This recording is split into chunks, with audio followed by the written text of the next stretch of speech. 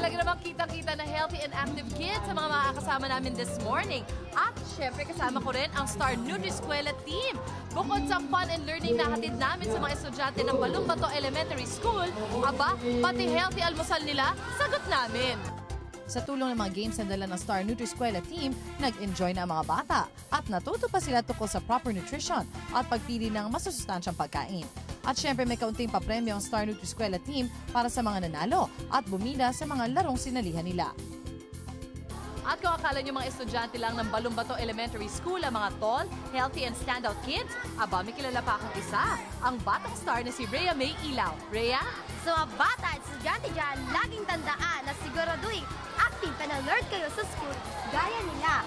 Pero paano ba maging tall, healthy at standout na bata? Madali lang yan, di ba, Ate Susie? Tama ka dyan, Rhea. Madali lang maging tall, healthy and standout kid sa tulong ng Star Margarine. Mula sa 10 vitamins and minerals hanggang sa mga flavors ng Star Margarine, naging extra special lagi ang pagkain ng mga bata. Kaya naman dagdag lusog na, dagdag height pa. Abangan ang susunod na bibisitahin ng Star Nutri-Eskwela team. At lagi yung tatandaan, iba na ang matangkad, iba na ang batang star.